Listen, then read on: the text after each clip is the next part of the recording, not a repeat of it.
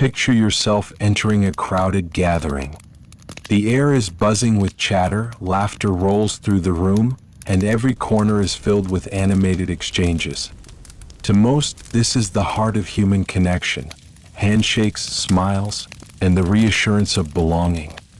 Now notice a figure on the edge of the room. They are not nervous nor visibly lonely.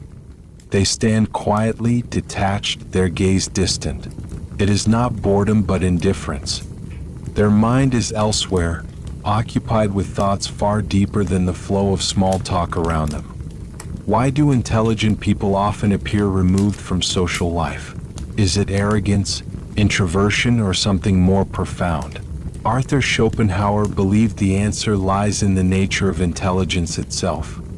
In his seminal work, The World as Will and Representation, Schopenhauer argued that the more intelligent a person is, the less they depend on social interaction for stimulation or validation. He wrote, "A man can be himself only so long as he is alone." For him, solitude was not a burden but the very condition of freedom. The average mind seeks company to escape emptiness. The rich mind seeks solitude because it already overflows. Carl Jung echoed this in his own way. Loneliness does not come from having no people around you, but from being unable to communicate the things that seem important to you. The intelligent individual does not avoid others out of disdain. They simply struggle to find resonance in the shallow exchanges that dominate social life. History confirms this pattern. Newton, Tesla, Kafka, Dickinson, all lived on the margins of society, not as misfits but as seekers of depth. They preferred the silence of thought to the noise of conformity. Their solitude was not loneliness, it was liberation. Schopenhauer saw most socializing as a form of escape, a way for people to avoid the discomfort of being left with themselves. He described conversations as full of trivialities and gossip, a substitute for genuine thought. To him, social life often resembled a script, predictable, superficial, and devoid of truth. Nietzsche once wrote, "The higher we soar, the smaller we appear to those who cannot fly." This captures the paradox. Intelligent individuals are not rejecting society, they are simply unwilling to clip their wings for acceptance. They prefer authenticity to approval, depth to distraction, and truth to politeness. But here lies the crucial distinction Schopenhauer made. Solitude is not the same as loneliness. Loneliness comes from lack, from emptiness unfilled. Solitude comes from fullness, from a mind rich enough to sustain itself.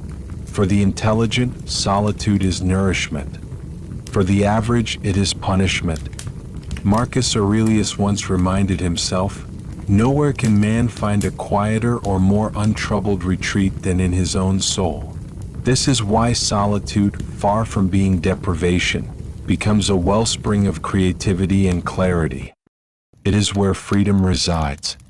So the question is not whether intelligent people can socialize. It is whether they find meaning in it. And for many the answer is no.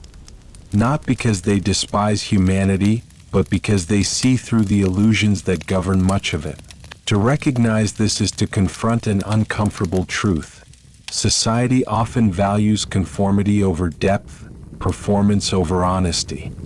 But for those who think deeply, solitude is not withdrawal, it is the truest expression of freedom. Most people misunderstand solitude. They see it as isolation, deprivation, or even punishment.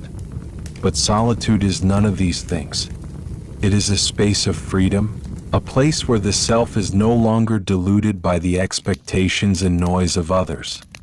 Arthur Schopenhauer insisted that solitude is the foundation of individuality. He wrote, "A man can be himself only so long as he is alone." For him, the moment we step into society, we put on masks, smiling when we do not wish to smile, agreeing when we silently disagree. In solitude, the mask falls away. There and only there does authenticity breathe. Carl Jung expanded on this truth from a psychological perspective.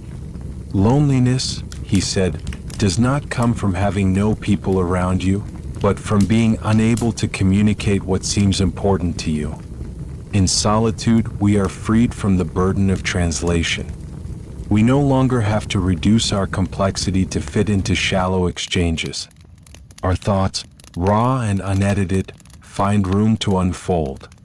Nietzsche also recognized solitude as a crucible of strength. He declared, "The individual has always had to struggle to keep from being overwhelmed by the tribe." And he warned that if you resist the tribe too much, you risk becoming lonely, but if you follow it too closely, you cease to be yourself. The tension is unavoidable, but the choice remains yours: safety in numbers, or freedom in solitude. Consider how society rewards conformity.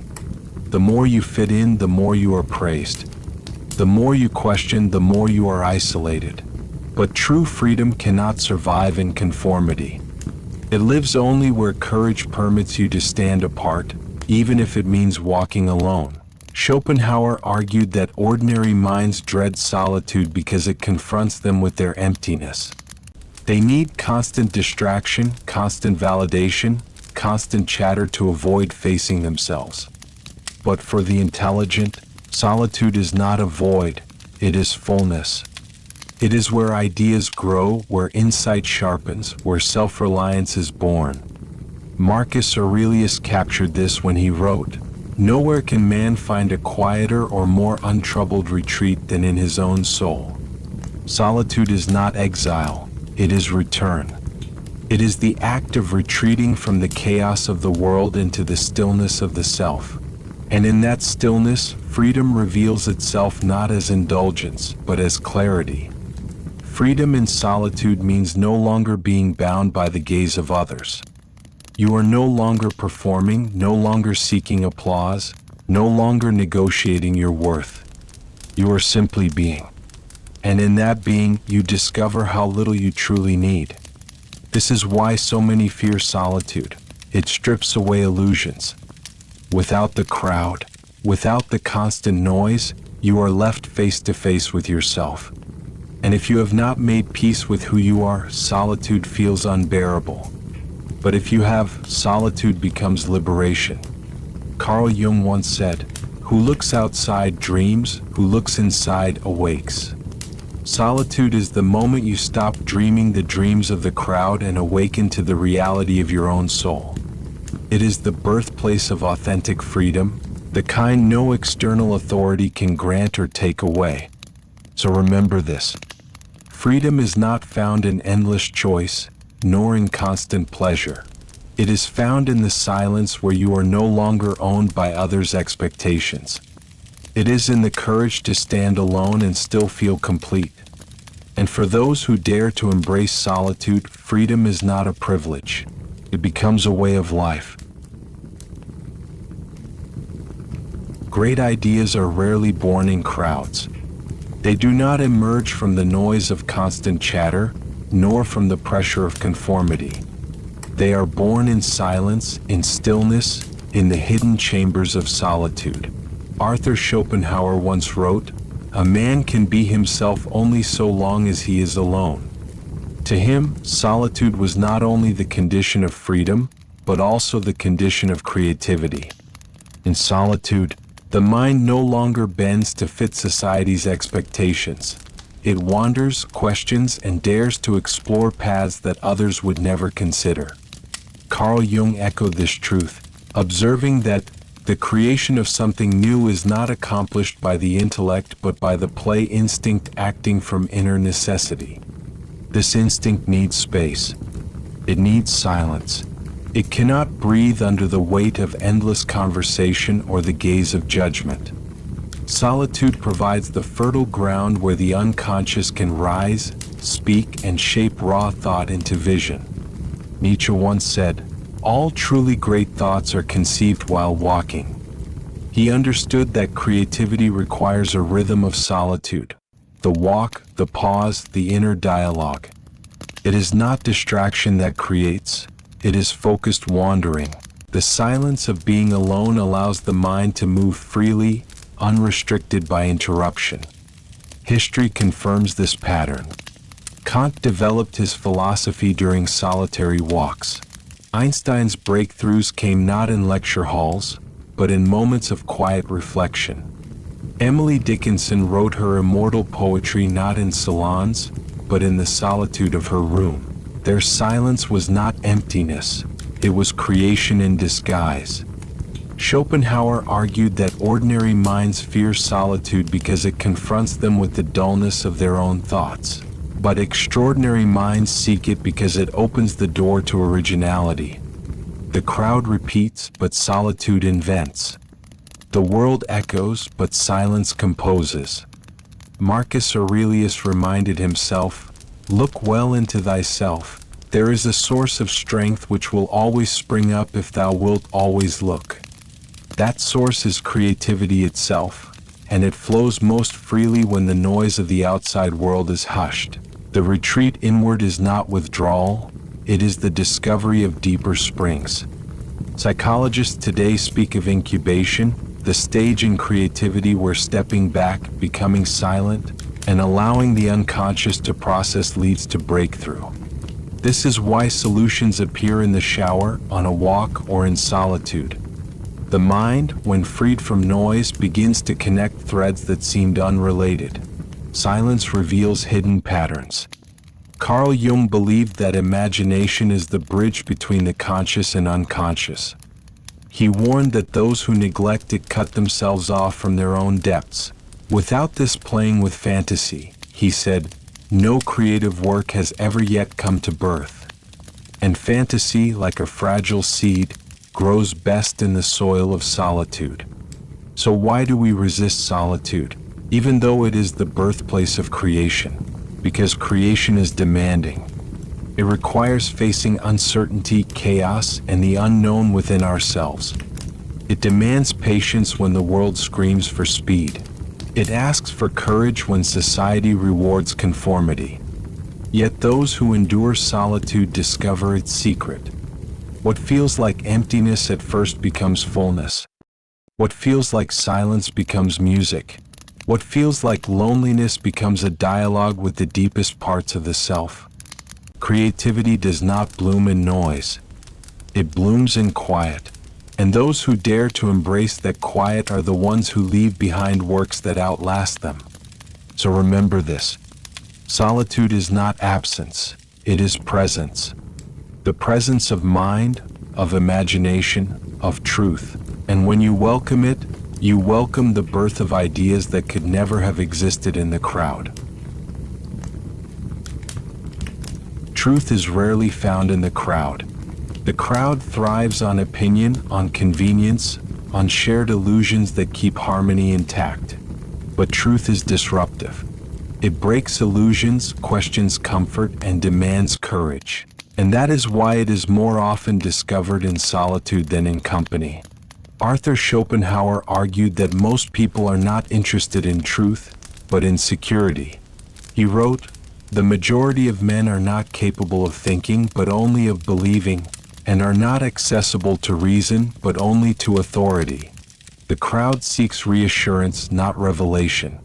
But the thinker in solitude seeks reality, no matter how unsettling it may be. Carl Jung echoed this when he said, "Your vision will become clear only when you can look into your own heart. Who looks outside dreams, who looks inside awakes." Solitude is the space where awakening begins. When you are free from the noise of others' opinions, you can finally hear the voice of your own conscience. And that voice, though quieter than the crowd, speaks closer to truth. Nietzsche once observed, "Sometimes people don't want to hear the truth because they don't want their illusions destroyed." This is why truth seekers are often lonely. To question the crowd is to risk exclusion. To see through illusions is to stand apart. And yet, this separation is the very condition of clarity. History shows us this pattern. Socrates questioned Athens and was condemned. Galileo challenged the church and was silenced. Every great thinker who sought truth beyond consensus paid the price of isolation. but their solitude became the seedbed of progress. The world resisted them in the moment, but it could not deny them forever. Schopenhauer believed that the wise man embraces solitude because it frees him from the distortions of society. He wrote, "Great minds are like eagles and build their nest in some lofty solitude. The higher the perspective, the fewer the companions, but from that height the view is clearer." Carl Jung also warned of the danger of collective thinking. He noted that when people surrender individuality to the group, they lose their connection to truth. Resistance to the organized mass, he said, can be affected only by the man who is as well organized in his individuality as the mass itself. In solitude, individuality strengthens, and with it the courage to resist falsehood. Truth demands silence. It demands the patience to observe, the courage to question, the willingness to be wrong. These qualities cannot flourish in the constant noise of social approval. They grow in the stillness of being alone. Marcus Aurelius reminded himself, "If it is not right, do not do it. If it is not true, do not say it." But to know what is right and true requires inner clarity, and clarity requires solitude. Without it, you merely echo the crowd. With it, you begin to think for yourself. So why do so few embrace this path?